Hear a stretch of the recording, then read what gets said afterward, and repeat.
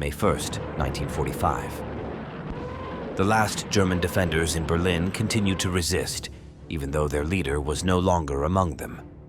As Hitler had outlined in mid-April, should communication be lost, Albert Kesselring was to assume command of the German forces in the southern part of the country, now divided by the Allies, while Dönitz would take over in the north. At this moment, with the Führer's death, Dönitz also assumed the role of head of the German state. The question we will explore next is, how many soldiers did Germany still have on each front when Hitler died? Were they still a significant fighting force? Additionally, at the end of the program, we'll analyze what could have happened if these units had been stationed in more strategically important locations. Starting from north to south, our first focus is on Norway. Since its occupation in April 1940, Germany had stationed a considerable number of troops there due to fears of an Allied invasion. Norway was vital to Germany for securing mineral resources and iron shipments from neutral Sweden. Just like in the French Atlantic coast, the entire Norwegian coast was heavily fortified starting in mid-1942. At its peak, over 500,000 German troops were stationed in Norway, an astonishing figure considering Norway had only around 3 million inhabitants. As Germany's crisis deepened on both the eastern and western fronts, many of these divisions were redeployed elsewhere. Guderian was among those who pushed hardest for withdrawing troops from Norway, though his advice was often ignored. By March 1945, the German governor in Norway, Josef Terboven, had considered turning Norway into the last bastion of the Third Reich, a final refuge for Nazi leadership. However, following Hitler's suicide on April 30th, his successor Admiral Karl Dönitz summoned Terboven and General Franz Böhm, commander-in-chief of the German forces in Norway, to Flensburg, where they were ordered to follow Central Command's instructions. German forces in Denmark surrendered on May 5th, and on that same day, General Eisenhower sent a telegram to the German headquarters in Norway, which was forwarded to General Böhm. It included details on how to contact Allied headquarters. With only about 30,000 Allied troops available, Montgomery dared not demand Norway's surrender, let alone launch an amphibious assault, given that over 300,000 German troops were believed to still be stationed there. Eventually, all German troops in Norway agreed to surrender on the night of May 8th. A bit farther south, the German forces between Hamburg and Denmark, estimated at around 250,000 men, surrendered on May 5th. Continuing southeast, we reached the Berlin area, where heavy fighting continued.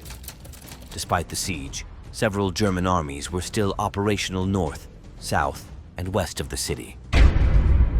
Specifically, we refer to the 3rd Panzer Army north of Berlin, Buse's 9th Army, which was encircled in the Halbe Forest, and Wenck's 12th Army, which attempted to rescue the 9th Army and evacuate Berlin's civilians.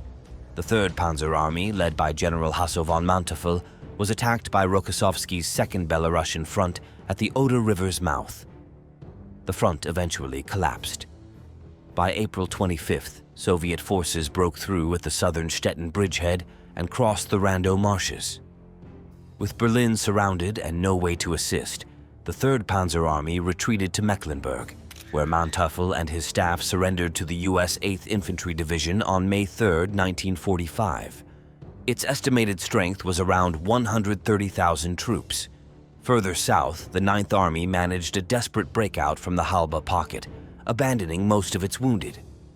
Of its original 90,000 men, only 25,000 to 30,000 reached U.S. lines at the Elbe, only to be handed over to the Soviets in many cases. As for Wenck's 12th Army, it surrendered to U.S. forces between May 5th and 8th, after covering the evacuation of about 80,000 Germans, including civilians and military personnel. The army never ceased combat against the Red Army during this final phase. Though the exact number of troops in Wenck's army at the time of surrender is unclear, estimates place it at around 50,000 men. Further south, we find Army Group Center, consisting of the 1st and 4th Panzer Armies and the 7th and 17th Armies. Together, they numbered around 800,000 troops. These armies first faced Konev's assault at the Neisse River, followed by the push toward Prague. The last commander of Army Group Center was Field Marshal Schörner, whose final task was the defense of Prague. On May 7th, he was informed that surrender negotiations were underway. Though some units were still fighting near Prague, Schörner abandoned his army and flew to Austria, leaving his troops leaderless. By May 8th, most German units began surrendering to the US and Soviet forces. Around 500,000 soldiers surrendered to the Red Army, while about 250,000 reached US lines. Many trying to flee west were intercepted by Soviets or Czech partisans. Nearby was Army Group South, responsible for the last major German offensive of the war, Operation Spring Awakening near Lake Balaton. This offensive involved Germany's most elite divisions, Leibstandarte, das Reich, Totenkopf, Viking, Hohenstaufen, Hitlerjugend, along with other panzer divisions of the Wehrmacht. After failing to break through Soviet lines, the German forces were forced to retreat toward Vienna. On April 2nd, Army Group South was reorganized, and from then on was known as Army Group Ostmark, meaning Army Group of the Eastern Marches. On April 7th, 1945, General Lothar Rendulic took command of the formation. His subordinate field armies were the 8th Army, the 6th SS Panzer Army, and the 6th Army. By the end of April, Army Group Ostmark, with about 450,000 soldiers in Austria and Bohemia, was in complete disarray, having failed to defend Vienna. Meanwhile, the idea of an Alpine fortress was discarded when Hitler refused to leave Berlin. Field Marshal Kesselring attempted to negotiate a surrender only to the Americans, but the Allies demanded a simultaneous capitulation to all Allied forces, including the Soviets. After Hitler's death, chaos took hold of the German High Command. Troops cut off from their lines of communication began retreating westward in small groups, hoping to avoid capture by the Red Army. Rumors of a potential conflict between the Western Allies and the Soviets only added to the confusion. Eventually, following the general surrender signed on May 7th, many soldiers of Army Group Ostmark tried to reach American lines, although in many cases it was already too late. Many of those who surrendered to the Western Allies were handed over to the Soviets, especially members of the Waffen-SS. Lastly, let's look at the final fate of Army Group C, located in northern Italy.